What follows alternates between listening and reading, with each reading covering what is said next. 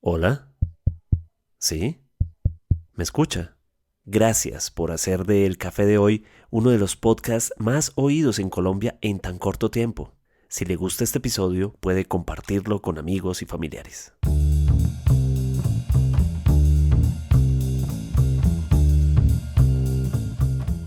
El 2023, un año complicado para tener tarjetas de crédito. Millones de colombianos se verán beneficiados con la reducción del 50% de la tasa de interés efectiva anual de estos productos de crédito de consumo. Los bancos tomaron la decisión con el fin de mitigar la desaceleración económica aún en medio de un contexto inflacionario complejo. Pero, ¿qué significa que apliquen esta medida mientras el Banco de la República aumenta las tasas? Y entre tanto, ¿cómo hacer buen uso de las tarjetas de crédito? Tendremos los consejos de una experta en finanzas personales. Es viernes 17 de marzo. Mi nombre es Carlos Solano. Bienvenidos a El Café de Hoy de El Tiempo.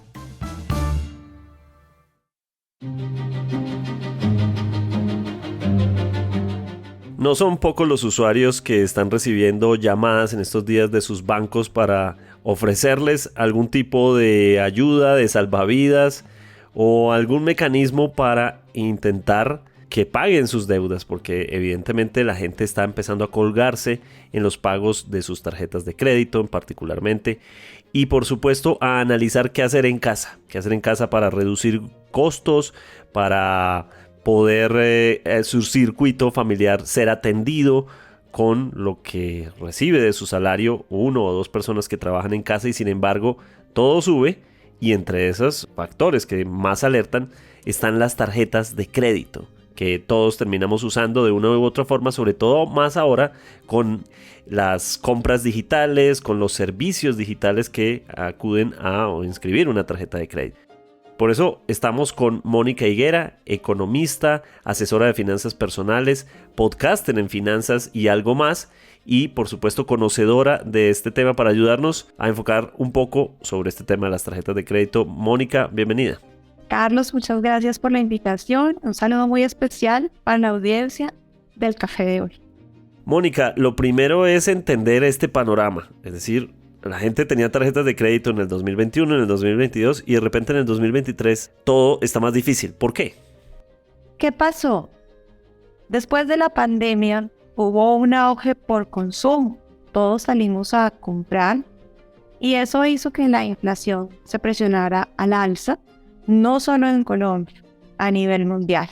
Todos comprando, escasez de productos, escasez de servicios, los precios al alza. Los bancos centrales toman la decisión de subir las tasas de interés para desincentivar el consumo. En Colombia, el Banco de la República es la entidad encargada de tomar las medidas de política monetaria. El Banco de la República decide subir las tasas de interés para desincentivar el consumo. Y eso hace que el crédito que veníamos todos usando, el crédito común, el que usábamos con la tarjeta de crédito, se encareciera, porque al subir la tasa de interés, ese costo del dinero un poco más alto se va trasladando a esos costos de financiación bancaria. Y las personas comienzan a ver reflejado en sus nuevas compras de tarjeta de crédito, compras cada vez más costosas.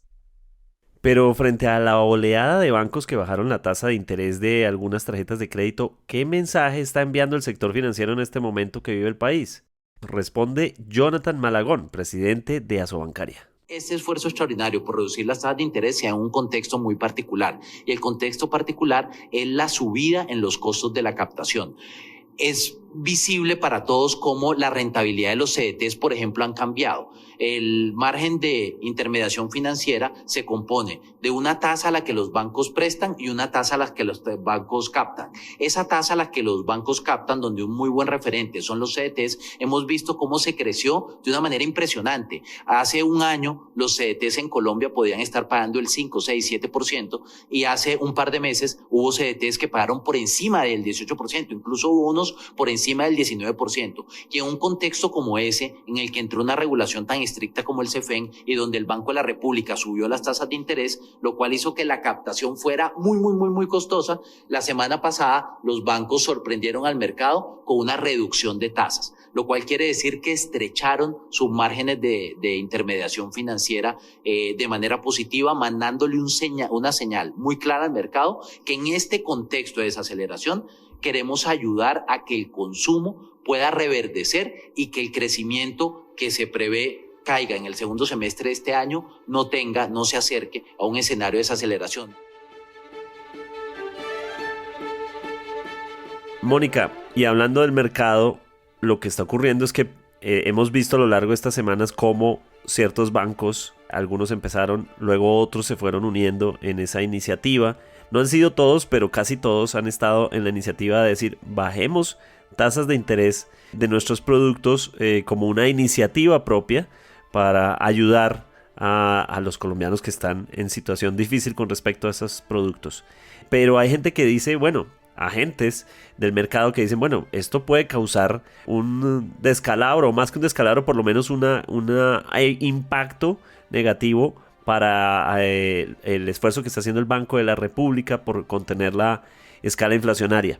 ¿Es esto así? ¿Cómo lo ves desde tu punto de vista?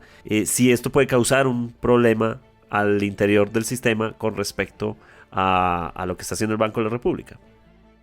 Es una medida interesante porque es una medida que busca aliviar en parte la carga económica que implica pagar altos intereses. Para las personas que necesitan de la disposición legítima de crédito es un alivio. Para los buenos usuarios que necesitan el crédito para financiar sus proyectos o lo que han pensado en su cabeza que tienen que financiar, hacerlo a una menor tasa, les va a permitir continuar adelante. Bien, es cierto que se necesita financiación y es mejor tenerla a una tasa baja que a una tasa alta, porque también necesitamos que la economía se mueva en sus justas proporciones. Y esto es como entregarle a las personas la posibilidad de seguir comprando, usando el dinero del banco a una tasa un poco más baja. ¿Cuál es el problema? Como lo dices tú, las personas que no tienen el concepto del costo del dinero y que quizás creen que no les cuesta esos intereses y les va a seguir costando. También puede ser que hay personas que gastan esos cupos a las nuevas tasas bajas, pero llevan cupos más altos y se va exponenciando para ellos el pago de los intereses. Creo que también se va a venir algo interesante que pueda ser las compras de cartera para las personas que tenían esas tasas altas del 46. Las nuevas ofertas están al 20. Puede que nuevas entidades le digan a estas personas que tienen el 46, venga, yo le compro su deuda y se la voy a diferir a este plazo con una tasa menor. Y eso aliviaría en parte la situación. Y también hay que entender que los bancos en su mayoría están haciendo este alivio por ahora para ciertas categorías de consumo que son de necesidades básicas y hasta ciertos montos. No todas tienen las mismas políticas. Hay unos bancos que estos alivios los hacen para comida, para vestuario, para educación, para gasolina y hasta cupos de máximo 4 millones de pesos. Entonces, hay que entender muy bien y mi recomendación es ir a cada entidad y preguntar si a mí ese beneficio me aplica, no me aplica, a partir de cuándo y si puedo vender la cartera a una entidad en la que yo pueda recoger a una nueva tasa más barata la deuda que tengo, sería un alivio, pero lo que tengo que hacer es cortar o esconder o guardar esas tarjetas que ya voy a vender en mi nueva cartera a una tasa menor, porque lo que hace la mayoría de la gente es venderla y quedarse con esos cupos y volverlos a usar. Y de ahí no van a salir nunca de esa cadena de deudas. Y también intereses de mora que empiezan a convertirse en una amenaza o una bola de nieve aún más grande. Seguramente muchos de nuestros oyentes este fin de semana estarán intentando ir a los bancos para pagar esas cuotas que cada vez son más altas. ¿Por qué? ¿Qué pasó con los intereses de mora? Lo que pasa es que los intereses de mora se cobran después de el día en que tú no pagas. Y esos intereses están sobre los límites de la usura, que es la tasa máxima permitida, pues, para los bancos. Entonces, no solo la persona tiene que devolverle al banco el capital que le prestó, tiene que reconocer los intereses por el tiempo que usó el dinero. Pero adicionalmente, si la persona se atrasa, tiene que reconocer esos intereses de mora por el capital que está atrasado. Entonces se vuelve, como tú bien lo decías, una bola de nieve, porque cada día de atraso es un día en el que yo tengo no solo que responder por los intereses corrientes que le debo al banco, sino por los intereses moratorios, por ese capital, por esos días que me atrasé. De acuerdo, Mónica. Y sobre esa desestimulación del consumo, me llama mucho la atención que nos comentan lectores cosas como estas, que por ejemplo, los bancos que en otros años los llamaban a ofrecerles tarjetas de crédito nuevas, era lo que ocurría, podía uno caminar por un centro comercial y le estaban ofreciendo tarjetas de crédito nuevas. Ahora algunos bancos llaman a cancelar tarjetas de crédito, a ofrecer caminos para que no haya tarjetas de crédito. Eso es muy novedoso. Claro, porque los bancos, fíjate algo importantísimo, los bancos tienen una labor que, si bien es un negocio, también tiene un componente social, y es que se recibe el ahorro del público. El dinero que se presta es el dinero de los depósitos de nosotros, los ahorradores, lo que dejamos en las cuentas de ahorro o en los CDTs, o en algunos casos lo que está en bonos. ¿Qué pasa? Que el banco también tiene que cuidar la calidad crediticia, es decir, responderle al ahorrador por ese dinero que dejó allí. ¿Y eso qué implica? Que tiene que ser mucho más cuidadoso de saber a quién es que le está entregando ese dinero, porque como hay cierta incertidumbre, como hay inflación creciente, como empieza a existir inestabilidad económica y puede haber pérdida también del empleo, es mucho más riesgoso entregarte a ti un cupo de crédito que quizás no puedas pagar o quizás no uses de la manera adecuada. Y lo otro es que hay una escalada, pues seguramente disparada en la pandemia, en la que servicios, mensajería y muchas otras cosas más se convirtieron en servicios adquiridos a través de tarjetas de crédito, en compras digitales, en un país en el que antes no había muchas compras digitales. Lo que pasa es que eso te permite a ti, con un clic, tener algo de inmediato. Entonces, fíjate que nosotros los seres humanos también tenemos como esos impulsos emocionales, y a veces cuando nuestro estado de ánimo es distinto, estamos tristes, estamos ansiosos, estamos angustiados, tendemos a liberar comprando, porque eso genera una descarga de endorfina y serotonina en nuestro organismo. Y ahora tener una tarjeta de crédito y poder darle clic y poder satisfacer de manera inmediata lo que queremos, nos genera un bienestar de corto plazo. Y eso es súper peligroso, porque si eso no está dentro de un presupuesto o dentro de unas categorías que yo tenga destinadas para mi gusto, va a salir de la deuda a través de esos cupos de crédito que nos da un banco. Pero bueno, entonces hablemos ahora, Mónica, de qué caminos y qué consejos nos puedes dar a todos los que estamos en esa cultura de consumo a través de tarjetas de crédito en este momento. ¿Qué es lo que deberíamos estar haciendo los colombianos primero con nuestras tarjetas de crédito y segundo con las salidas de ese sistema? Bueno, Carlos, lo que pasa es que la tarjeta de crédito es un medio de pago, y ese medio de pago permite que yo tenga un dinero de manera inmediata por el cual yo tengo que responder. No es un dinero que sea mío. Y como yo estoy usando un dinero de un tercero, tengo que reconocer unos intereses por ese dinero. De una manera romántica, muchas personas jóvenes creen que el cupo de la tarjeta de crédito es un dinero extra y no se dan cuenta de que el dinero les pertenece al banco, sino hasta el día del extracto, y se dan cuenta que tienen que devolver el capital más unos intereses. Entonces, ¿qué es importante entender? Es importante entender que yo tengo que llevar un presupuesto de mis ingresos y mis gastos. Yo sé cuáles son mis categorías de ingreso, porque o soy empleado y tengo una remuneración fija y tengo unos arriendos quizás, o tengo unos ingresos extra, o solo tengo un rubro. Pero mis gastos sí están categorizados, mis gastos de vivienda.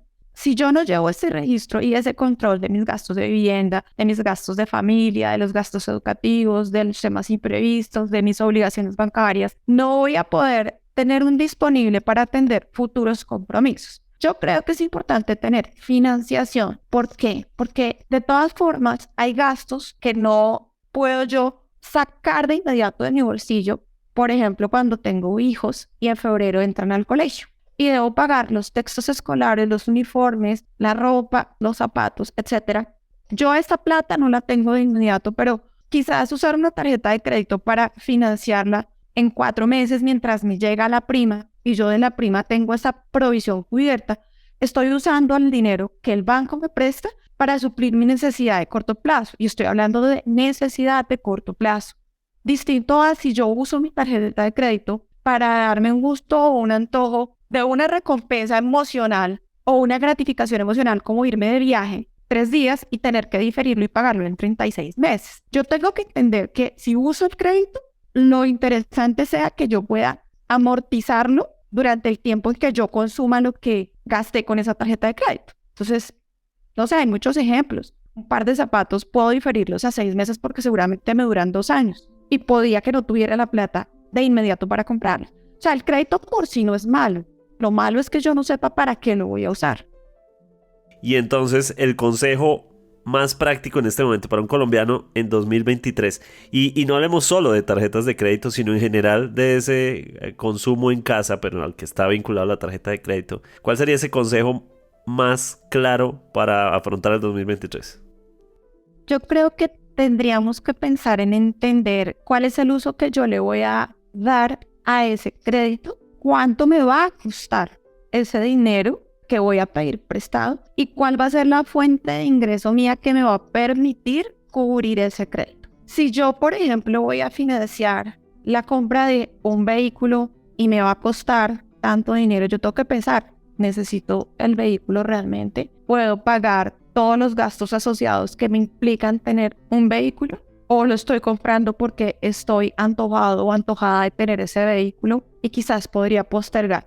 Hay una buena noticia y es que la economía es cíclica. Quizás para muchas personas jóvenes esto es nuevo, ver una situación económica desafiante, pero para quienes tenemos un poco más de edad sabemos que esto es cíclico y que estamos tratando de llevar esa ola navegando en este mar de incertidumbre, pero que si tomamos la vela del barco y la ajustamos a lo que se puede navegar esta agua que está un poco corrida, quizás podemos llegar a puerto seguro. ¿Y cómo lo hacemos? Gastando únicamente lo necesario.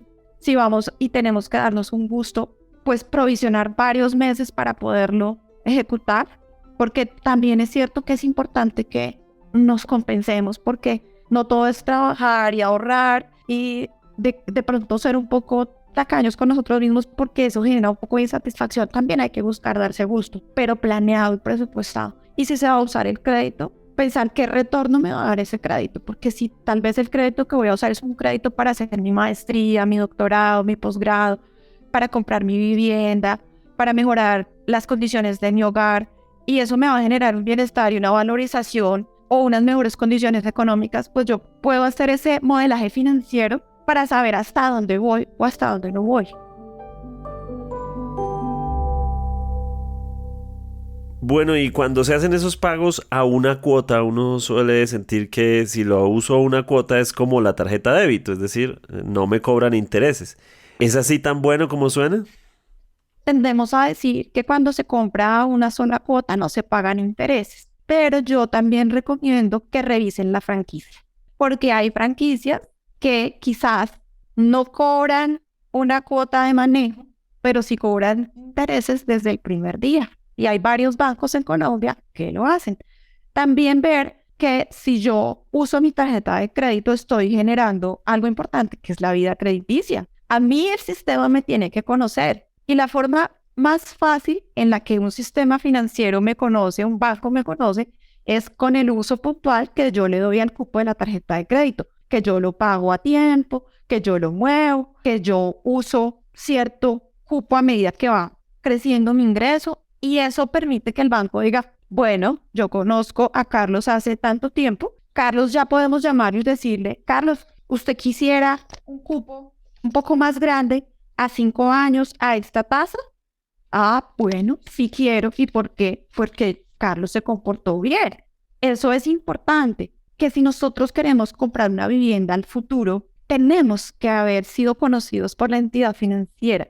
Yo creo que hay que reconocer que cuando la persona tiene educación financiera, unas finanzas estables y tiene un manejo adecuado de sus números y de su presupuesto, puede sacarle todo el provecho del mundo a un sector que a la larga nos permite crecer patrimonialmente, como es el sector financiero, con el costo que implica, porque es un negocio, pero también con las bondades que para mí puede ser tener la financiación de una entidad y también puedo hacer mis abonos a capital y también puedo pagar antes. Hay muchas cosas que se pueden hacer. Entonces, un poco es también reconocer que el sector financiero impacta de manera positiva en la vida de las personas.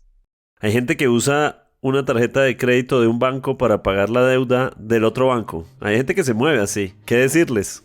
Eso es una mala decisión financiera, porque resulta que yo estoy alargando el problema, trasladándoselo a un tercero, pero además las cuotas se me van acumulando y los intereses de la una los estoy cubriendo con la otra y a la larga no estoy abonándole al capital.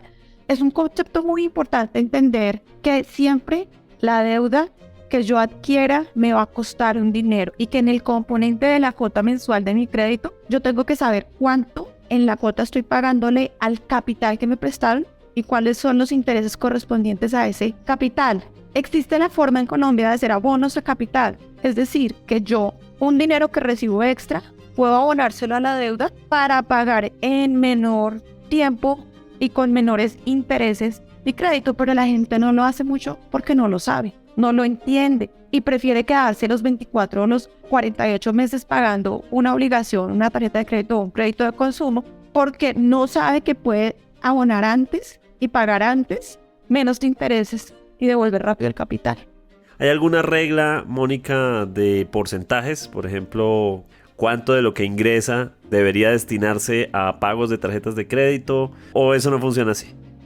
No, yo creo que yo debo tener entre mis categorías presupuestado es mis gastos básicos para vivir y tratar de buscar una porción importante de ahorro que me permita a mí construir planes mayores, cosa que si necesito acudir al crédito sea porque el ahorro no me fue suficiente para cumplir mi plan o mi proyecto, no al contrario.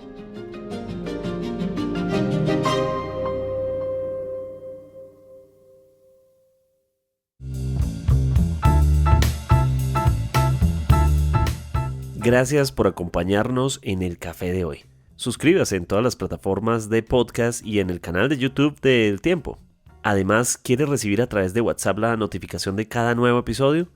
Haga clic en el enlace de la descripción o envíenos un mensaje con la palabra suscripción al teléfono 320-300-5327 y haga parte de la comunidad del Café de Hoy.